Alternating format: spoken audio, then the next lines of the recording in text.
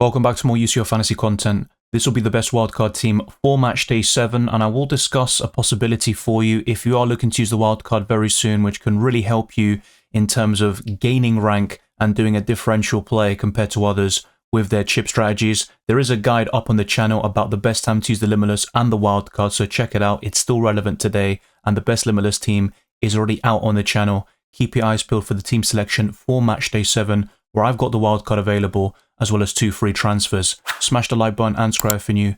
If you enjoy my content, our aim is to get this to the 200 likes and to keep on pushing towards new goals like 32,000 subscribers. Check all the links in the description below for my Patreon and the championships for early access to my videos, amongst many other perks, and thank you to those that gifted memberships in the recent live streams. That's massively appreciated. There's also the Discord server, UCL Fantasy League, also Blue Sky, and much more. You can see the UCL Fantasy League on screen, and it's very easy to join. The league code is cCaFxb. Without further ado, let's jump straight into it. My squad value in UCL Fantasy is 101.5 million, which will be used to build this 15-man squad on the wildcard.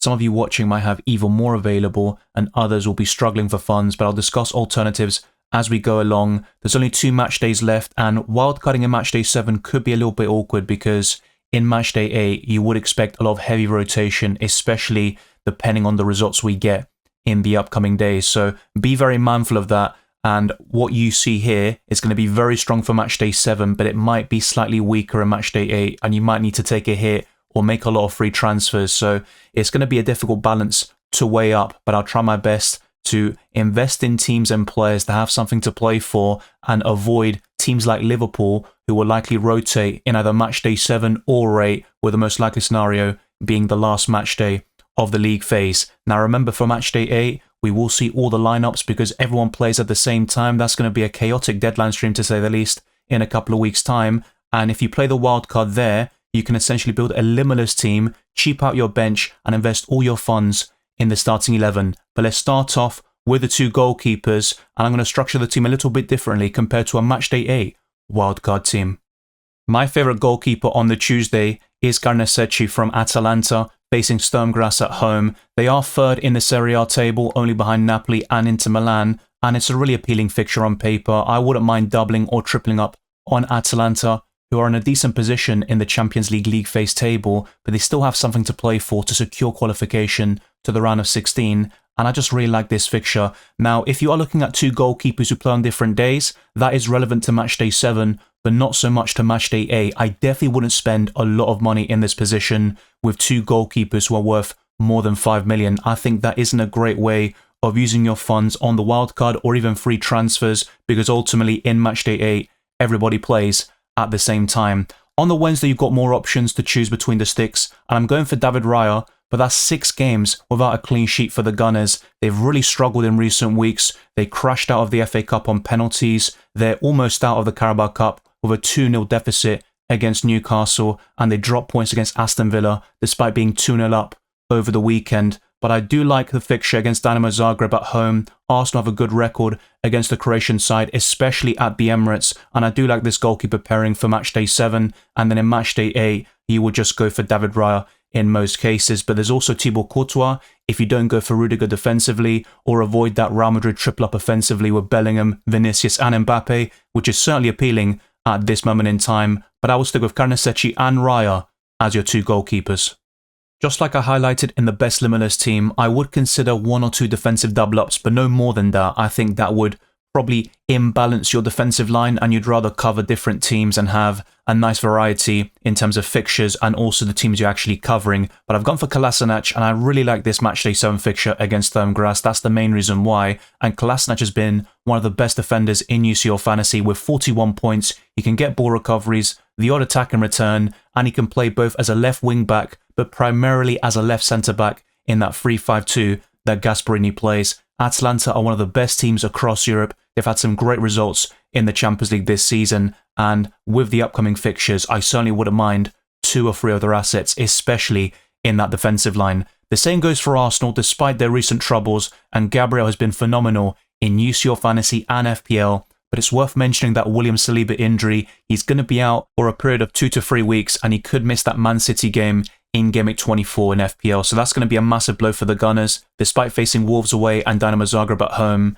it wouldn't be a complete surprise if Arsenal conceded in those games and fluffed their lines in front of goal, which has been a reoccurring theme for over a year now. But if you want to go different in this defensive line and not double up on Arsenal defensively, I'd still recommend one of their assets, either Raya in goal or Gabriel, and you could go for Trent, Konate, Van Dijk. And it's worth mentioning that if you wildcard now, and in Matchday 8 you've got a few players who are rotated, suspended or injured, you don't need a full 50-man squad for Matchday 8. You just need 11 starting players because everyone plays at the same time and you can't make substitutions or change the captaincy. So a Matchday 7 wildcard isn't the worst, but you might have more than 7 or 8 players who start in Matchday 7 and then are benched in Matchday 8 or have one of those other problems like an injury or suspension. But Gabriel remains a good UCL fantasy choice and he should start in both Matchday 7 and 8 for Arsenal to secure a really decent position in the league phase table, which does influence the opponents in the round of 16.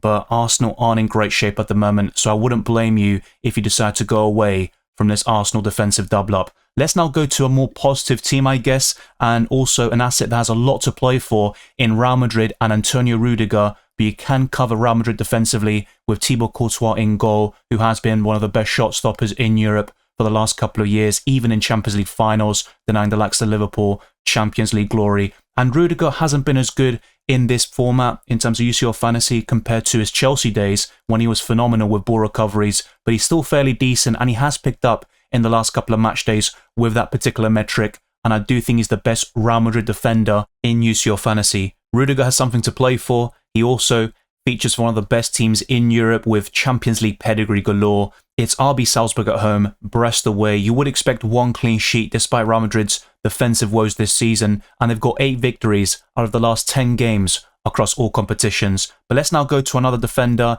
in a similar situation, playing for a massive club who have something to play for in the Champions League, and that's going to be Kim Min-jae, who is a ball recovery machine, facing Feyenoord away. Not the greatest of games, but then it's Bratislava at home to round off the league phase, and Bayern Munich have been very strong since that heavy defeat to Barcelona in this competition, and Kim Min-jae has been one of my stars actually in UCL fantasy over the last couple of weeks, with a goal against Benfica and a massive return, ball recoveries galore and clean sheets on a very consistent basis. So I do like this defensive line. Kim Min-jae is just a great option. The fixture isn't the greatest, but you can't have it all in this game. But let's complete this defensive line with an Inter Milan option, which might be slightly risky, just like with Liverpool. So this could be a poor play, you could say, or at least not worth the risk. But the likes of De Vrij or Bastoni are probably safer compared to Dumfries and the other Inter Milan defenders. You could also cover the Nerazzurri defensively with Sommer in goal, who will just start every single match, no problems there whatsoever.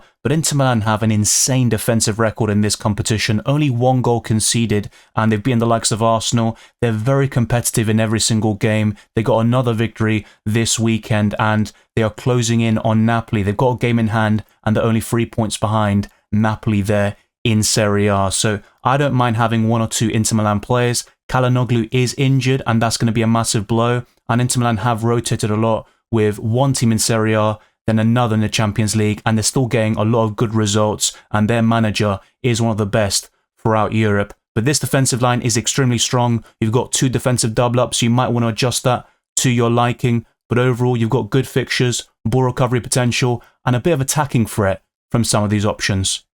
It's more than understandable if you don't want to triple up on Atalanta, especially with that fixture against Barcelona away in Matchday 8, but Karnaseci and Kolasinac are easily benchable, and I wouldn't mind starting Lookman against Barcelona, who concede so many chances. They have slipped to 3rd in the La Liga table behind both Madrid clubs, and they've really struggled. They're conceding so many chances themselves and not burying some of them that they're creating, because Barcelona's attack is one of the best in Europe. They have been quite wasteful in certain matches, and defensively, they are very vulnerable at times, and Atalanta could punish them, just like they did to Bayer Leverkusen in the Europa League final last year, where Lookman was the star, and this season he's already got 10 goals. That's 3 consecutive campaigns where he has reached a double-digit tally, and he's got Sturmgrass at home. So I think an Atalanta double or triple up for Matchday 7 looks very enticing, but be very careful if you also want to start some of these players in Matchday 8, because I think Karnaseci and Kolasinac are very easily benchable. Next up, I'm going to go for Milot from Stuttgart, and he is facing Bratislava next.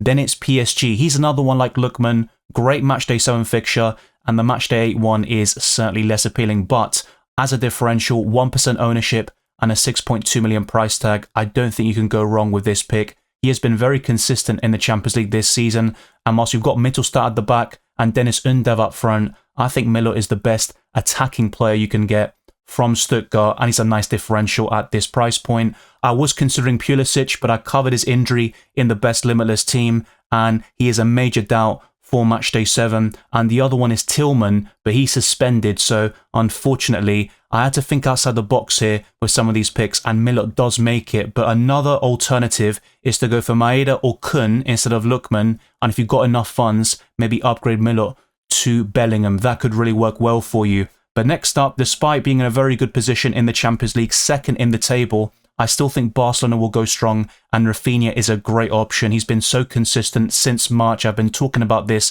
for many months now. He keeps churning out the goals and the assists on a very regular basis, and it is Benfica away, not the easiest of games, then Atalanta at home, which is very difficult on paper, but Rafinha is fixture-proof. He can score or assist in both matches, and he's a decent captaincy option for the Tuesday, so I certainly wouldn't mind Rafinha in the midfield, and for his value, he's just offering insane returns.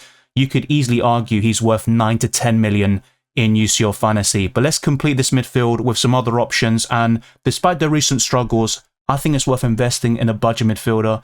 Gittins is one of the top talents across Europe, but I have to say with Gittins, it just is very difficult to advocate a double or triple up in Borussia Dortmund right now because they are in terrible form and their manager Nuri Sahin is under severe pressure. But at this price point, I think Gittins is still worth investment and he can do very well in Matchday 7 and 8. He's still getting some decent goals and assist returns despite the struggles of Borussia Dortmund. And at that price tag, 5.3 million, I don't see many better, even at the price points below as well. You have other options like Melambo from Feyenoord, but Gittins is a level above. But let's complete this midfield with a Bayern Munich midfielder, and I do think Musiala is a great option if you've got the funds, but I would rather go for Bellingham at this moment in time. But Elise has 20 goals and assists combined in 25 matches. He's a nice differential, so to speak, at 12%. Not the biggest differential, to be fair, but I do like Elise. He's had a very good season for Bayern Munich. His first season outside the Premier League, of course, and England, should I say. He was at Reading before Crystal Palace, and now he's at Bayern Munich, one of the biggest clubs in world football. They've got something to play for. Great fixtures. I think Feyenoord away is decent for attackers. I think maybe less so for the defenders like Kim Min-jae. But then Matchday 8 facing Bratislava, you could definitely entertain a double or triple up in the Bavarians offensively. It has been a while since I've covered Viktor Gyökeres in a best wildcard team, but he's got excellent fixtures against teams that are 33rd and 34th in the Champions League table. Leipzig are already eliminated with no points on the board. They've lost every single game. They're 34th, and in Matchday 8, Sporting host Bologna, who are 33rd in the Champions League table, but Sporting themselves have fallen off a cliff since Ruben Amorim left the club in November. They are unbeaten in 8 games. Technically, they did lose on penalties to Benfica very recently, but they just aren't the same outfit that had 11 victories out of 11 matches when Amorim was at the club. They destroyed Man City in the Champions League and were firmly in the top 8 at the time. But ever since that 5-1 defeat against Arsenal as well, they've just really fallen off a cliff. And Gyökeres is still getting some goal contributions and scoring in virtually every single match. But it's really a combination of having something to play for, 2 excellent fixtures against some of the worst teams in the Champions League this season, and I think he can score against anybody. So it's a really good investment at this price. You're not going to find much better, although Garassi and De Ketelaere, if you want to go for a differential Atalanta attacker, at 5.7 million, he could be a nice play there up front. But ultimately, Gyökeres is still my favourite at this price bracket. Next up, though, is going to be one of the best strikers in Champions League history, Robert Lewandowski. He has missed some big chances in recent games, but he started this season on fire, and he's got some decent offensive fixtures, particularly in Matchday 7 against Benfica away. But I don't think he's as appealing as he might have been at the beginning of this season, but I definitely don't mind a Barcelona offensive double-up. I think it's a really good play for Matchday 7, and even Matchday 8, it's not too shabby, but ultimately, what I'd be looking to do is buy a Real Madrid asset here in Vinicius Jr. or Kylian Mbappe and have a slight preference for Vinicius Jr.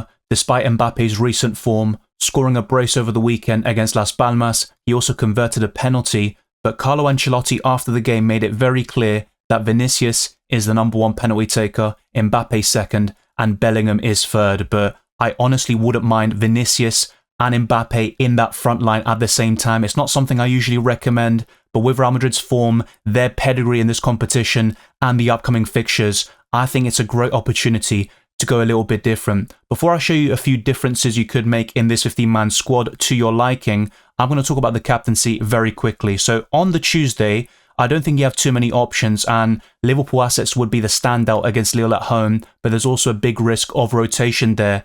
So on the 21st, I would likely go for Rafinha or Lewandowski, and on the 22nd, I'd stick with Vinicius Jr. or Mbappe. If you do go for Bellingham in the midfield, that's another great shout, and the likes of Harry Kane and Elise, Musiala are nice alternatives on the Wednesday, but maybe if you want to go different on the Tuesday as well, Lookman is a great choice against Sturmgras at home, and you always have that Wednesday captain to fall back on. There are a lot of choices. Ultimately, any of these midfielders and forwards are captainable, and in UCL Fantasy, more so than FPL and other fantasy formats, you could also take a punt, particularly on the Tuesday, but I don't recommend going really different and wild on the Wednesday captain, because that is where you want to be a bit more secure and safe in most cases. But play UCL Fantasy the way you want to, because ultimately you have to find something that works in terms of your strategies and how you approach UCL Fantasy in the long term. So if you want to go a bit different with this squad, let's actually go for Mbappe instead of Lewandowski here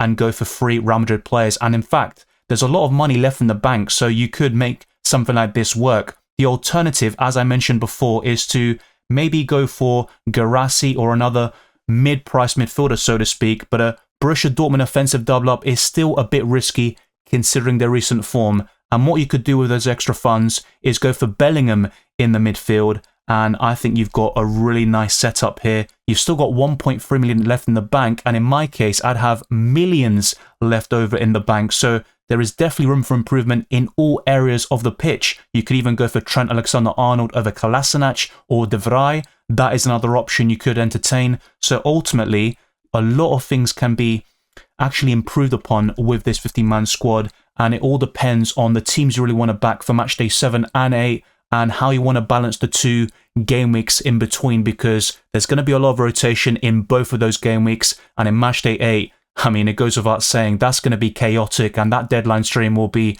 one of a kind with every single game taking place at the same time. But if you have watched until now, I think it's probably worth kind of clearing up a definitive 15-man squad. And I think all these pool of players I'm talking about, I think it's very important to distinguish the best options in each position and then ultimately determining the best team overall. But I think Gyökeres is absolutely fine at this price bracket. Vinicius Jr. or Mbappe, maybe even both as well. But I'd be very happy with something like this, and you've still got money left in the bank. Everyone watching should be able to afford this essentially. And let me know your thoughts down in the comment section below if there are 1 or 2 changes you might want to make, maybe even more than that. And are you worried about the rotation in match day 7 or 8? Who are you looking to captain for the Tuesday and the Wednesday? I'd be very interested to see your thoughts down in the comment section below.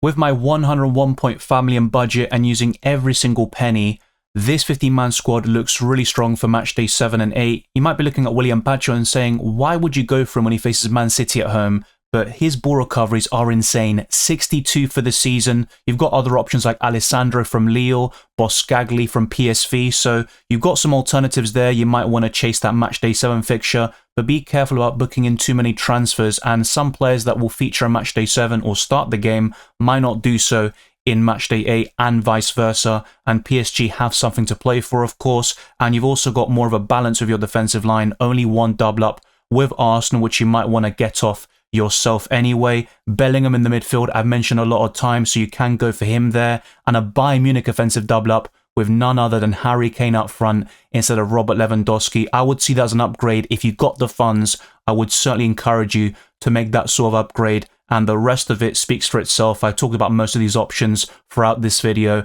and there are even more where that came from. There are different ways to approach UCL Fantasy. That's the beauty of it. And in terms of the captaincy, not much would change. I would personally go for Vinicius / Mbappe on the Wednesday, And on the Tuesday, I would stick with someone like Rafinha, for example. And if you've got the likes of Salah, I would definitely go for him, even though there are some risks with Liverpool and they could rotate and still get the job done. Thank you very much for watching this video and listening to this podcast. If you enjoyed it or found it useful, then be sure to smash the like button and subscribe for new.